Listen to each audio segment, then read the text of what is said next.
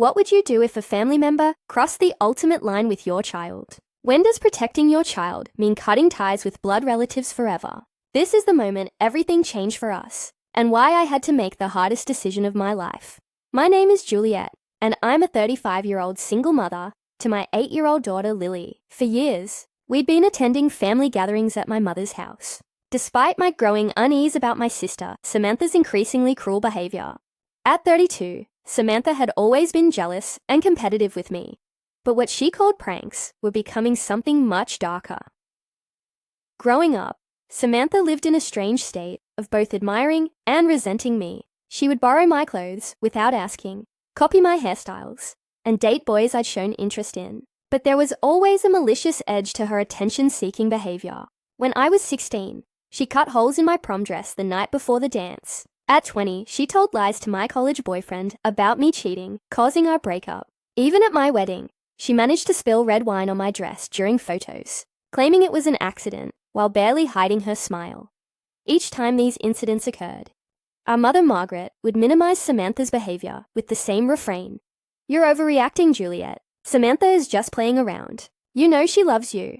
My father Thomas generally stayed silent during these confrontations, unwilling to get between his wife and daughters. That family dynamic hadn't changed in 30 years, and I was starting to realize how toxic it had become. Lily was such a confident, artistic little girl, known throughout our family and community for her beautiful long blonde hair that she'd been growing since age 4. That cascading golden hair had become her trademark, her source of confidence. She'd flip it over her shoulder when feeling proud, and twirl it thoughtfully when concentrating on her artwork. It caught the light like spun sunshine, and she absolutely beamed whenever someone complimented it. For Lily, her hair wasn't just hair. It was part of her identity, her joy, her sense of self. The night before what would become the most traumatic day of our lives, I spent over an hour carefully braiding Lily's hair into an intricate pattern she'd spotted in a magazine. She sat patiently on her little purple stool in front of the bathroom mirror, chattering excitedly about how she couldn't wait to show her cousins her new braids and the friendship bracelets she'd made them as gifts. "Do you think Aunt Samantha will like my hair too?" she asked innocently, her bright eyes meeting mine in the mirror reflection. I hesitated, remembering how at last year's Thanksgiving, Samantha had accidentally spilled cranberry sauce that permanently stained Lily's favorite white holiday dress. Or how at Christmas, she'd given my niece and nephew expensive gaming systems, while handing Lily a cheap coloring book, watching for my reaction with thinly veiled satisfaction. "I'm sure everyone will think you look beautiful," I told Lily carefully, avoiding a direct answer while finishing the final braid. "Just remember what we talked about. If anyone says or does something that makes you uncomfortable, you come find me right away. Promise me." "I promise, Mommy." She nodded seriously, then brightened again. "But I'm sure it'll be fun. Cousin Zach promised to show me his new treehouse. And maybe Abby will want to make friendship bracelets with me." Looking at her excited face in the mirror, her eyes bright with anticipation and innocence, I pushed down my maternal concerns. Surely Samantha wouldn't target an 8-year-old child directly. And this year, I promised myself I wouldn't let any underhanded comments or subtle family politics ruin our day. How terribly, devastatingly wrong I was. The drive to my mother's suburban home took 45 minutes, with Lily singing along to her favorite songs the entire way, occasionally reaching up to touch her special braids to make sure they were still perfect. Margaret and Thomas still lived in the same spacious colonial house where Samantha and I had grown up, complete with the same weathered swing set in the backyard that had been there for 25 years. When we arrived, the driveway was already filled with cars belonging to various aunts, uncles, and cousins. Mom always invited the entire extended family to these gatherings, making them feel more like reunions than simple dinners. Colorful balloons decorated the mailbox, and a cheerful family gathering banner hung above the front door. Margaret loved her decorations and took pride in hosting these events. "Grandpa!" Lily squealed with delight, spotting my father Thomas tending to his beloved grill on the back patio as we walked up the driveway. He turned his weathered face toward us, breaking into one of his rare, genuine smiles. Whatever his faults in navigating family conflict, Thomas absolutely adored his granddaughter. "There's my little butterfly," he called warmly, setting down his grilling tongs to scoop Lily into one of his famous bear hugs. "Look at your beautiful hair. Did your mom do those fancy braids for you?" "Yep. It took a whole hour." Lily announced proudly, executing a perfect twirl to show off her intricate hairstyle from all angles. Well worth every minute. You look like a real princess, he said, before giving me a warm side hug. Good to see you, Juliet. Your mother's inside, finishing up the appetizers. And I think your Aunt Patricia is helping her. My Aunt Patricia appeared from the kitchen door at that moment, carrying a large tray of fresh lemonade. At 60, Patricia was my mother's older sister and often served as the voice of reason during our chaotic family gatherings. She gave me a knowing look that conveyed she understood my apprehension about these events and the family dynamics at play. Juliet, you look absolutely wonderful, she said warmly, setting down the tray to embrace me properly. And Lily, those braids are absolutely magnificent. You must teach me how to create something so elaborate, Juliet. Aunt Patricia, I made you something special, Lily said excitedly, digging through her little purple backpack to produce a colorful beaded bracelet she'd spent hours creating. Oh my goodness, it's absolutely beautiful. I'll wear it right now and show everyone, Patricia said with genuine appreciation.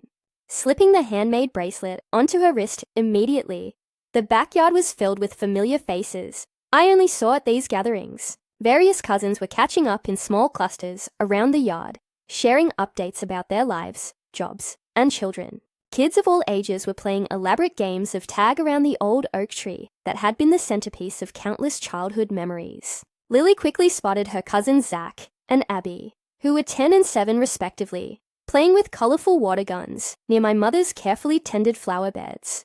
Can I go play with them, Mom? Please, she asked, bouncing on her toes with excitement. Sure, sweetheart. Just be careful of your nice clothes. And those special braids.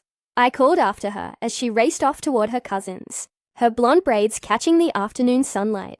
Patricia linked her arm through mine in a gesture of solidarity. Come on inside. Let's get you something cold to drink. You look like you could use one before dealing with the usual family drama. Inside the familiar kitchen, my mother was arranging cheese and crackers on her best serving platter with the kind of precise attention to detail that had defined her hosting style for decades. At 65, Margaret still dyed her hair the same shade of blonde she'd worn for 30 years and maintained the same controlling demeanor that had shaped our family dynamics since childhood. She looked up as we entered, her smile not quite reaching her eyes in a way that most people wouldn't notice, but that I'd learned to read like a warning sign. Juliet, there you are. I was beginning to think you weren't coming after all. Her tone carried the slightest edge of accusation, though she maintained her pleasant hostess facade for Patricia's benefit. We said noon. Mom, it's only 12:15, I replied evenly, leaning in to kiss her cheek in the dutiful daughter gesture she expected. Well, it's nice that you could finally make it. Samantha texted that they're running a bit late because Derek had some important work call he absolutely couldn't miss. She straightened her floral apron with a slight air of superiority. Is Lily with you, or did you leave her with someone? She's outside playing with Zach and Abby. Those kids seem to grow so fast. Oh yes, they're both doing wonderfully, Mom said, her voice warming noticeably when discussing her other grandchildren. Zach is already taking advanced mathematics classes. Did Samantha mention that to you? And little Abby just won first place in a regional gymnastics competition. Such talented, accomplished children. I nodded politely, accustomed to hearing detailed accounts of my niece and nephew's achievements. Margaret never failed to mention their academic and athletic successes, just as she consistently forgot to ask about Lily's achievements in ballet class, her perfect reading scores, or her artistic talents that teachers constantly praised. The next hour passed pleasantly enough. All things considered, I chatted with relatives I rarely saw throughout the year, enjoying the relative normalcy of family gossip, updates about jobs and health issues, and discussions about local politics. For a brief time, I allowed myself to relax and hope that maybe this gathering would be different, that maybe Samantha would behave herself for once. Around 1:30 in the afternoon, the front door opened with dramatic flair, and Samantha's voice rang through the house with her characteristic attention-seeking announcement. Hello, everyone! Sorry we're late, but the party can officially start now. My sister entered the house like she always did, as if a spotlight should naturally be following her every move. Samantha shared the same blonde hair as me, though hers was professionally highlighted and styled in an expensive cut that probably cost more than I spent on clothing in 3 months. She wore designer jeans and a silk blouse that likely represented a significant portion of most people's monthly budgets, accessorized with jewelry that caught the light as she moved. Her husband Derek followed behind, carrying an elaborate cake box and looking slightly harried in the way that had become his perpetual expression since marrying someone as domineering and high maintenance as Samantha. Derek was a quiet accountant who seemed perpetually surprised to find himself married to someone so dramatically different from his reserved personality. Juliet. Samantha nodded coolly as she spotted me across the room, offering the kind of air kiss that doesn't actually involve physical contact. I love that dress. Is it new? The question sounded innocent enough, but I recognized the subtle implication behind it. Was it from a discount store? Was it something I could actually afford on my single mother's budget? Good to see you too, Samantha, I replied diplomatically, choosing to ignore the veiled insult. Hi, Derek. How was the drive over? Derek, looking uncomfortable as always during these family interactions, gave me an awkward smile. Traffic wasn't too bad, actually. Juliet, it's good to see you. Where would be the best place to put this cake? Oh, Derek, give that to me immediately, my mother interrupted, taking the expensive bakery box from him with the kind of reverence usually reserved for religious artifacts. Samantha got this from that exclusive French bakery downtown. It cost an absolute fortune, but she insisted on getting the very best for our family gathering. Isn't that incredibly thoughtful of her?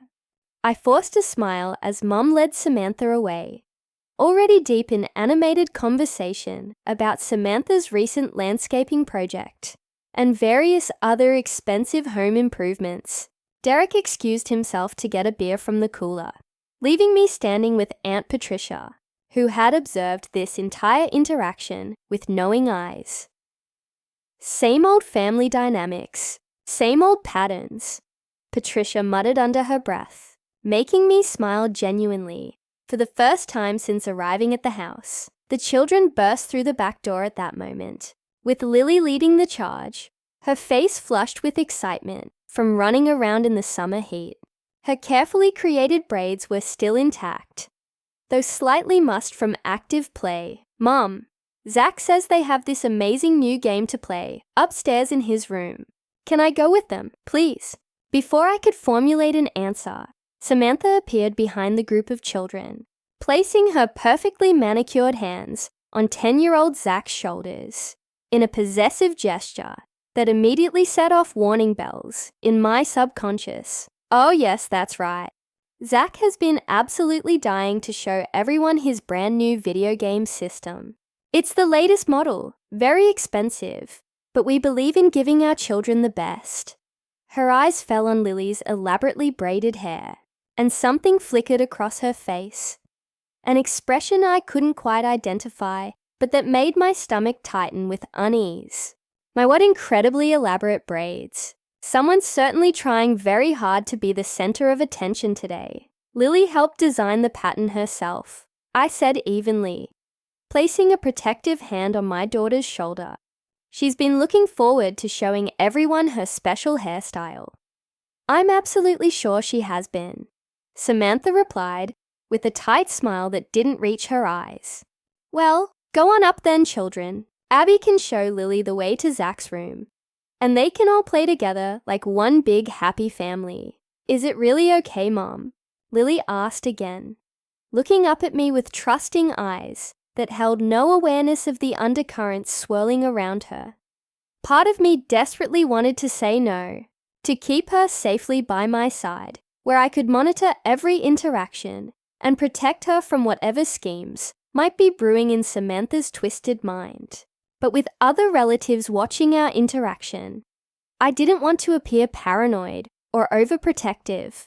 More importantly, I genuinely wanted Lily to have the opportunity to bond with her cousins and experience normal family relationships. Sure, honey, go ahead and have fun with Zach and Abby. Just remember what we talked about, okay? I watched my innocent daughter skip away with the other children, unaware that Samantha's gaze was following her with an expression I still couldn't decipher, but that filled me with inexplicable dread. For the next 30 minutes, I tried to relax and join conversations about current politics, recent movies we'd enjoyed, and various family news updates. Thomas was in the middle of telling an animated story about his recent fishing trip when I noticed Samantha quietly slipping away from our group and heading toward the staircase that led to the children's play area. Knot of unease formed in the pit of my stomach, but I told myself she was probably just checking on the kids or using the upstairs bathroom. I should have trusted those maternal instincts that were screaming at me to follow her. As the afternoon progressed, I became increasingly aware that something felt distinctly wrong with the situation. The house had become unusually quiet for having 8 energetic children playing upstairs. Normally, you could hear the thunderous pounding of little feet running around, bursts of laughter echoing through the walls, or occasional arguments that required adult intervention. But there was almost nothing beyond the muffled sound of what might have been a video game and some very subdued voices. I was helping Aunt Patricia arrange dessert, plates in the kitchen, when she casually mentioned something that made my stomach drop like a stone. Did Samantha show you what she bought yesterday during her shopping trip? Electric hair clippers, of all things. She claimed she was planning to give Derek a haircut at home to save money on salon visits. Patricia shook her head in bewilderment. Rather strange considering she just spent $200 on that elaborate cake. I've never known Samantha to be particularly frugal about anything. My hands went completely still on the ceramic plates. Electric hair clippers. Brand new ones that she'd purchased just yesterday. I had seen them briefly when she was rummaging through her purse earlier, looking for her phone to show someone pictures from her recent vacation. Patricia noticed my sudden change in demeanor and gave me a curious, concerned look. Are you all right, Juliet? You've gone completely pale. I'm fine, I said automatically, though my mind was racing with terrible possibilities. I just realized that Lily's been upstairs for quite a while now. I should probably go check on her and make sure everything's okay. Patricia nodded knowingly. That's probably a wise idea. Something's felt off about Samantha's behavior today. She seems more tense and agitated than usual, even for her. As I moved toward the stairs with growing urgency, my cousin Rachel intercepted me with gossip she was eager to share. Have you heard anything about Samantha's employment situation? She asked in a conspiratorial whisper. What do you mean? What employment situation? Rachel looked genuinely surprised by my ignorance.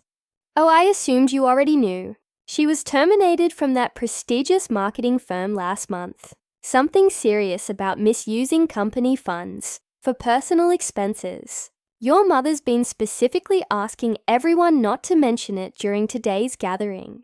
This revelation hit me like a physical blow.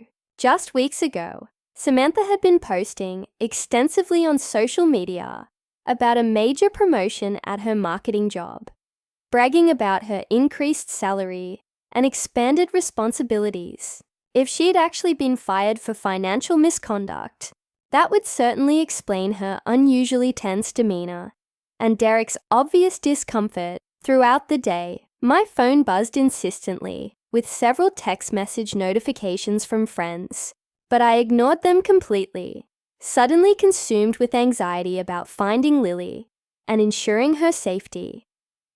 As I passed through the living room on my way to the staircase, I couldn't help but overhear my mother speaking in hushed, urgent tones to my Uncle Bill near the window. Samantha is simply going through a rough patch in her career. That company didn't properly appreciate her considerable talents and innovative ideas. She already has several promising interviews lined up with much better firms that will recognize her worth. Uncle Bill, who worked in corporate finance and understood these situations better than most family members, looked deeply skeptical of this sanitized version of events. Margaret, embezzlement allegations, aren't just a rough patch in someone's career. This is serious legal trouble. Has Samantha consulted with a criminal defense lawyer yet? It's all a terrible misunderstanding. Mom insisted, with the kind of fierce denial that had characterized her approach to Samantha's problematic behavior for decades. The accounting discrepancies will be resolved once the proper explanations are provided. She noticed me lingering nearby, obviously eavesdropping on their private conversation. Juliet, did you need something specific? Just going upstairs to check on Lily and the other children, I said, pretending I hadn't overheard anything about Samantha's legal troubles. The children are perfectly fine. They're just playing innocent games together.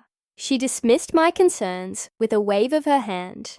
We're about to serve the main dinner courses. Can you help me bring out the side dishes from the kitchen? In just a minute, Mom. I haven't actually seen Lily for over an hour, and I want to make sure she's okay. I continued toward the staircase. Despite her obvious irritation, noticing Derek standing alone by the living room window, nursing a beer, and staring out at the backyard with a troubled expression, he deliberately avoided making eye contact as I passed, which only intensified my growing sense that something was terribly wrong. Upstairs, the hallway felt strangely quiet and ominous. The only sound was the electronic music and sound effects from a video game coming from Zach's bedroom at the far end of the hall. I peeked into the room to see several children gathered around the television screen, completely absorbed in their game, but I didn't see Lily among them.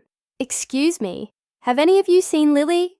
I asked the group. My 10-year-old nephew, Zach, barely looked up from his controller, his eyes remaining fixed on the screen. I don't know where she is. Maybe she's with Abby somewhere. Something about his evasive answer and refusal to make eye contact rang every alarm bell in my parental instincts. This wasn't normal behavior from a child who had nothing to hide. I quickly checked the guest bedroom, where the girls sometimes played with dolls and dress-up clothes. Completely empty, my old childhood bedroom, now converted into a home office, was also vacant. I was about to check my parents' master bedroom when I heard it. A faint sound that made my blood turn to ice. Soft, heartbroken sobbing was coming from behind the closed bathroom door at the end of the hallway. Lily, I called, knocking gently on the door with growing panic. Sweetheart, are you in there? The crying stopped abruptly, followed by a sniffling sound that confirmed my worst fears. Go away, came my daughter's small, broken voice, so different from her usual bright and confident tone. Lily, it's Mom. Please let me in right now. No. Her voice was filled with shame and panic. I don't want you to see me like this. My heart was pounding so hard I could feel it in my throat. Lily, open this door immediately, or I'll have Grandpa get the master key. What seems to be the problem here? Samantha's voice came from directly behind me, making me jump. She was leaning casually against the hallway wall, her phone held prominently in her hand, and wearing an expression of smug satisfaction that made my skin crawl. Lily's obviously very upset about something, I said, trying to keep my voice steady. What exactly happened while they were playing? Oh, you know how dramatic children can be about the smallest things. Samantha waved dismissively, but there was something gleeful in her eyes. She's perfectly fine, just being overly sensitive as usual. At that moment, 7-year-old Abby emerged from Zach's room, looking guilty and uncomfortable in a way that confirmed my worst suspicions. Aunt Juliet, she began hesitantly, but Samantha cut her off with sharp authority. Abby, go downstairs immediately and tell Grandma that we'll all be down shortly for dinner. Samantha instructed, her tone leaving no room for argument. Something was very, very wrong here. I turned back to the bathroom door with new urgency. Lily, I'm coming in right now, and that's final. My voice carried the kind of maternal authority that brooked no argument. After a long moment of silence, I heard the soft click of the door lock being turned. I pushed the door open slowly, and then froze in absolute horror at the sight that greeted me. My beautiful, confident daughter stood trembling in the middle of the bathroom floor, her head completely and brutally shaved. Patches of uneven stubble remained where the electric clippers had missed spots, creating a patchwork of devastation across her scalp. Chunks of her gorgeous long blonde hair lay scattered across the white tile floor, like the remnants of a massacre, each severed strand representing years of growth and care. But it was her eyes that destroyed me completely. Those bright, trusting eyes that had sparkled with excitement just hours earlier now held such profound shame, devastation, and betrayal that I felt physically ill looking at her. "Mommy," she whispered, then immediately burst into fresh tears that seemed to come from the very depths of her traumatized soul. I rushed to her, dropping to my knees on the hair-covered floor to pull her shaking body against me, feeling her hot tears soaking through the fabric of my dress. "Oh my God, Lily, what happened? Who did this to you?" Behind me, Samantha let out a laugh that was completely devoid of warmth or humanity. "Don't be so incredibly dramatic, Juliet. It's just hair. It will grow back eventually." I turned slowly, still holding my trembling daughter, to face my sister with a fury I had never experienced before in my entire life. "You did this." It wasn't a question. My voice sounded strange and distant, as if it was coming from someone else entirely. She desperately needed to learn not to be so pathetically vain about her appearance. Samantha said, with cold matter-of-factness. "Everyone's constantly fawning over her precious hair, like she's some kind of princess." It was nauseating. Zach and Abby held her perfectly still, while I gave her a much-needed reality check and a practical new hairstyle. She held up her phone with obvious pride. I managed to get the entire transformation on video. You should see her face. Absolutely priceless. The way she screamed and carried on. You'd think we were actually killing her, instead of just giving her a simple haircut. By this point, the commotion had attracted other adults to the hallway. My father appeared first, pushing through the growing crowd and stopping short when he saw the scene in the bathroom doorway. "Good Lord in heaven," he breathed, taking in the sight of his granddaughter's shaved head and the hair scattered across the floor. "Samantha, what in God's name have you done?" "It was just a harmless prank, Dad." Samantha rolled her eyes with exaggerated exasperation. Everyone in this family is so ridiculously sensitive about every little thing these days. Other relatives were gathering in the hallway now, staring in shock at the scene. Some looked genuinely horrified by what they were witnessing, while others, to my absolute disgust, were struggling to hide inappropriate smiles, as if this was merely a silly childhood prank, rather than a deliberate assault on a vulnerable child. My mother appeared at the back of the crowd, looking thoroughly annoyed at having her dinner preparations disrupted by this commotion. "What is all this noise about? The food is getting cold, and I've worked hard all day to prepare a nice meal for everyone. Look what your daughter did to Lily," I said, my voice shaking with barely controlled rage as I turned my sobbing child toward her grandmother. For just a moment, my mother looked genuinely shocked by the sight of her granddaughter's brutally shorn head. Then, predictably, her expression hardened into familiar defensiveness. "Well, it's certainly not the most attractive hairstyle I've ever seen. But hair does grow back eventually. It's not the end of the world, Mom." They physically held her down and shaved off her hair against her will, while she was crying and begging them to stop. "She's been traumatized by people she should be able to trust." "Oh, don't be so melodramatic about everything," Mom snapped. "I'm sure it wasn't as bad as you're making it sound." "I've already uploaded the video to our family group chat," Samantha announced proudly, waving her phone like a trophy. "It's absolutely hilarious. You can hear her screaming, like we were actually torturing her, instead of just cutting her hair. The dramatic little princess act is ridiculous." Lily buried her face against my shoulder, desperately trying to hide from the crowd of adults staring at her humiliation. I could feel her small body trembling with shame and fear. "You filmed the entire assault?" my father asked, his voice filled with disbelief. Of course I filmed it. Her facial expressions were absolutely priceless. Samantha smirked, then addressed Lily directly, with cruel satisfaction. "Maybe now people will notice something about you besides that ridiculous hair. You're not nearly as special as everyone pretends you are." That's when I truly understood what I was seeing in my sister's eyes. This wasn't just a cruel prank or a moment of poor judgment. This was pure, undiluted jealousy and resentment that had been building for years. The same toxic emotions she'd harbored toward me throughout our childhood were now being directed at an innocent 8-year-old child. My child.